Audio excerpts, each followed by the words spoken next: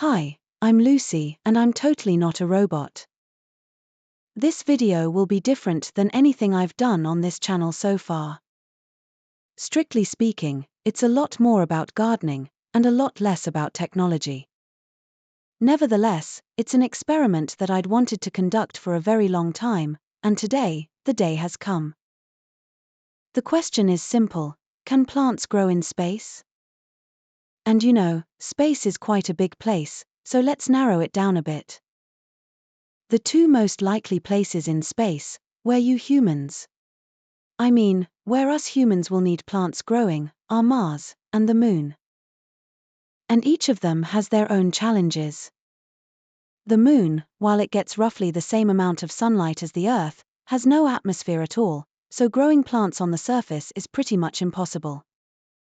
The radiation from the sun would burn anything alive, and if that's not enough, surface temperatures fluctuate between -120 and +120 degrees centigrade. It is also very much impossible for liquid water to exist in these conditions. Mars, on the other hand, does have an atmosphere. It's a lot thinner than the one on the Earth, and mostly carbon dioxide, rather than mostly nitrogen, but it might still be good enough for plants to grow.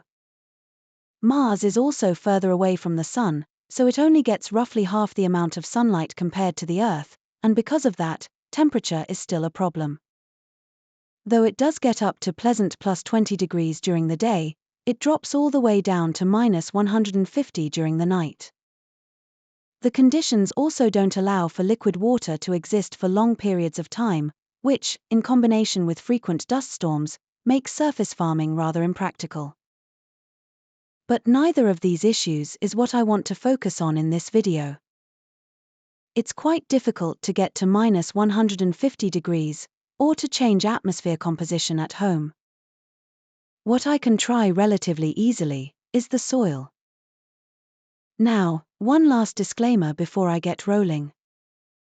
Most plants don't actually need soil to grow, if you can figure out a way to stabilize them, and ensure that the roots have access to water with all the necessary nutrients, you can do what's called hydroponic gardening. But it's quite impractical in large scale. You need to keep the water flowing at all times, and you need to build large support structures, which in space, you'd need to take with you all the way from the Earth.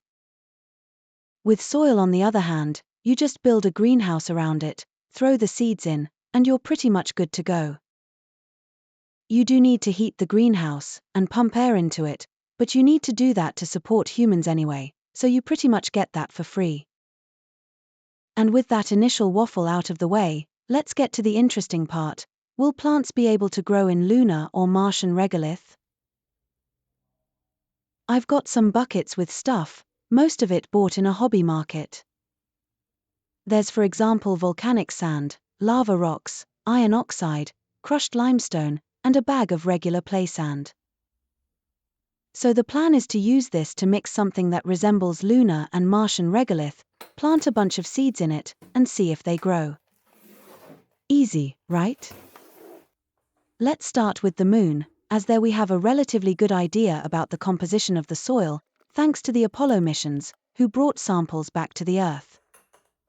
We know that the origin is mostly volcanic, so I'll start with 2 liters of volcanic sand. It is quite a dusty process, and it would be best to do this outside, but that's not an option for me, so my storage room with questionable lighting will have to do.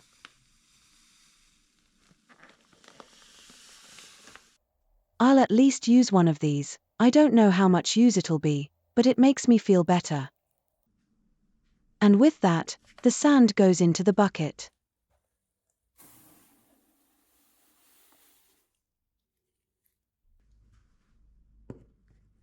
Next, I'll add half a liter of regular play sand, which weirdly seems to be sold moist.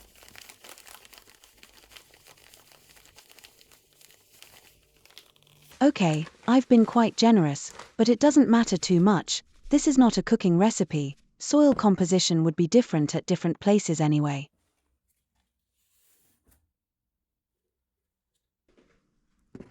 Then, 1 liter of perlite. If you don't know what that is, it's small balls of volcanic glass. It's very light for its volume, and it's commonly used in gardening, because it holds water very well. In the bucket it goes. Now, 1 liter of lava rocks. I have 2 sizes, so I'll somehow try to mix them together, starting with these bigger ones. That seems enough, so let's now top it up with the finer ones.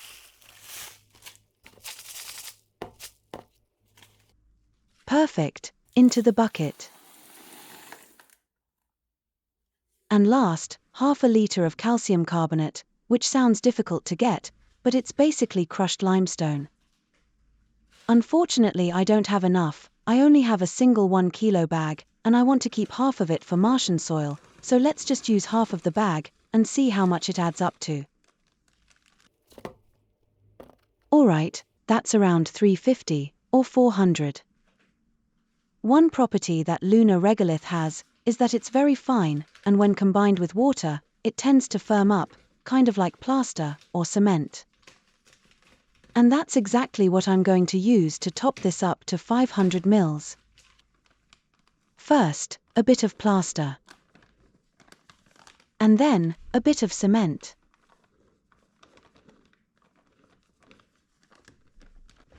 In the end it's around 600 mils, but as I've said earlier, it doesn't matter too much.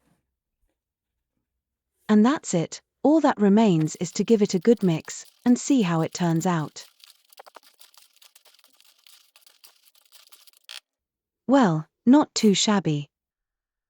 Both the color and the texture are pretty close, if you compare them with the actual photos from the moon.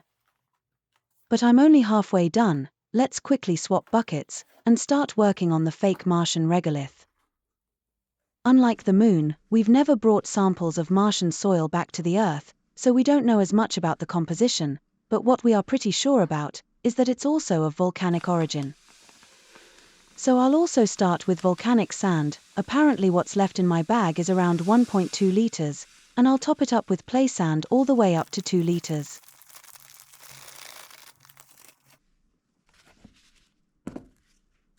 You know the drill, into the bucket. Next I'll add 1.5 liter of lava rocks, a similar mixture than before, starting with the bigger ones, and then topping up with the finer ones. Wonderful.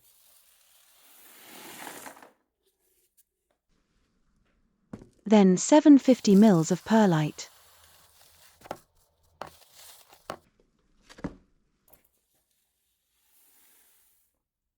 $250 mils of crushed limestone. Oh well, that looks more like 350, but that'll do as well. And finally, the star of the show, iron oxide. That's what makes Mars the red planet, so let's start with 500 mils, and see how much red that gets me. Or well, my hand was generous, it's more like 650, so that just means more red. And with that inside the bucket, all that remains is to give it a good mix, and see how it turns out.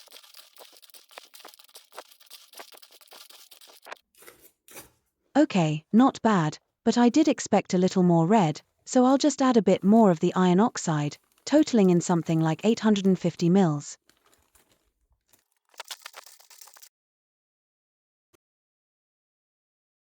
Yeah, that's more like it. So here's my 2 buckets, one with fake lunar regolith, and the other one with fake Martian regolith, around 5 liters of each. I've also bought 24 of these El Cheapo starter pots, so let's fill half of them with my fake lunar soil, and the other half with the fake Martian soil. It'll be dirty work, but if my math is correct, 5 liters of soil should be just enough to fill 12 pots, so let's see how it goes.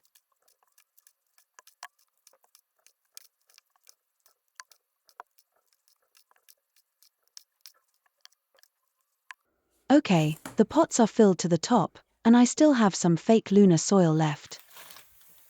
Let's try to clean up the mess, and move to the other half.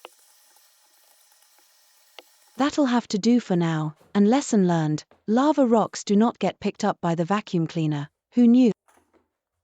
There's one extra step for the fake Martian soil though. We do know that the real Martian regolith is toxic. It contains perchlorates, which reduce the ability of plants to absorb nutrition. Originally I wanted to just ignore that for this experiment, mostly because perchlorates can be used to make bombs, and you can't buy them in Europe. But after adding plaster and cement into the fake lunar regolith, I think it would be unfair, so I'll try to prepare something that would poison the fake Martian soil, in a similar way that perchlorates would. So here at my desk, I have kitchen scales with a container. For 5 liters of soil, I'll add 5 grams of magnesium sulfate, commonly known as Epsom salt. Then 5 grams of sodium carbonate, which is washing soda. And finally 15 grams of sodium chloride, regular kitchen salt. And that's it. Now I can take it, mix it into the fake Martian regolith, and start filling the pots.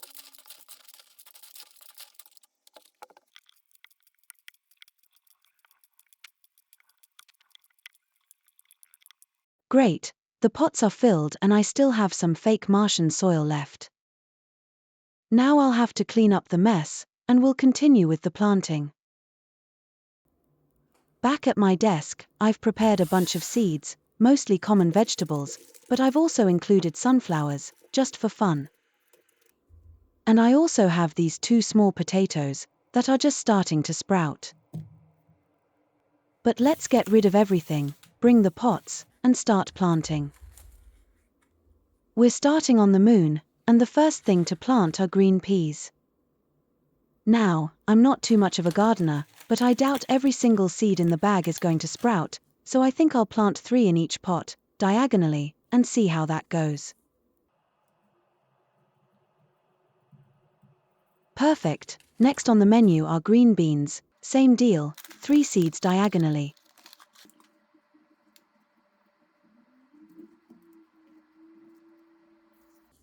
Then yellow beans.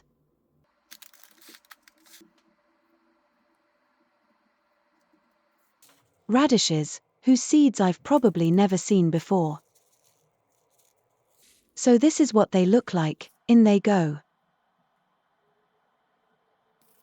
Next, onions, which I've never heard anybody planting from seeds. And this is what they look like, tiny black dots. And the final pot on this tray gets lettuce. This is what the seeds look like, and in they go.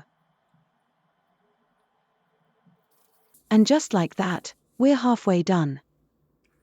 Let's swap for the other lunar tray, and continue.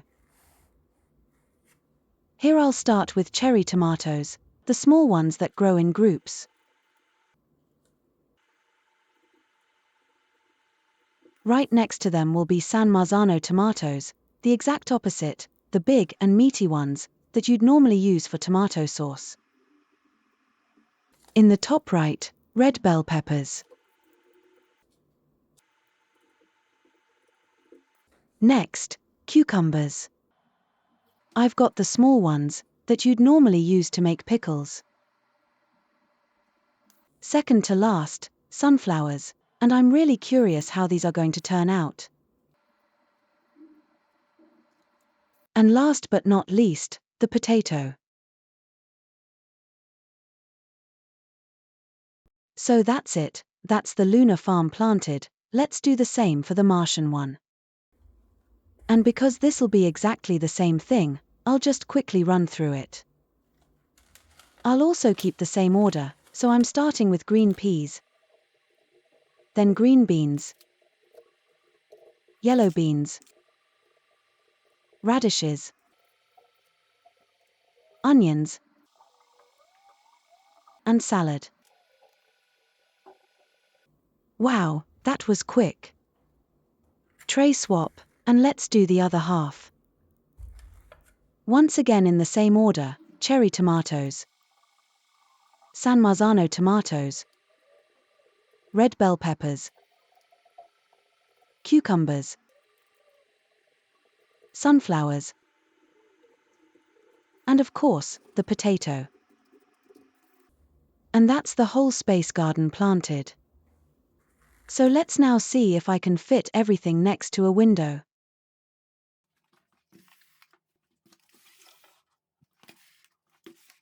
Yes, everything fits nicely, so I think that if I now give a splash of water to each pot, I'll officially be a fake space farmer, so let's do that. Almost perfect, but I can already see that I've messed up.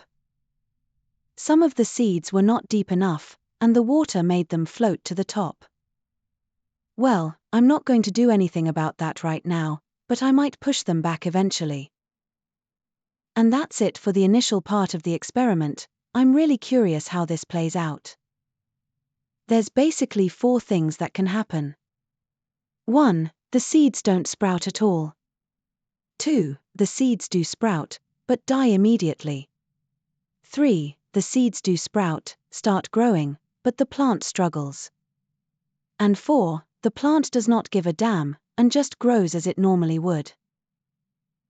My expectations are not high, but if I had to guess, I'd say the beans and the potatoes are the most likely to work, and the rest will really struggle, especially the things that grow underground, like onions and radishes. But let's see. So what's next? Next I'm going to open the window blinds, which is going to be great for the plants, and terrible for the camera. And all that remains is for me to figure out some kind of time-lapse setup, so that you can have the next video. So that's what I'm gonna do, and in the meantime, good luck to the space garden.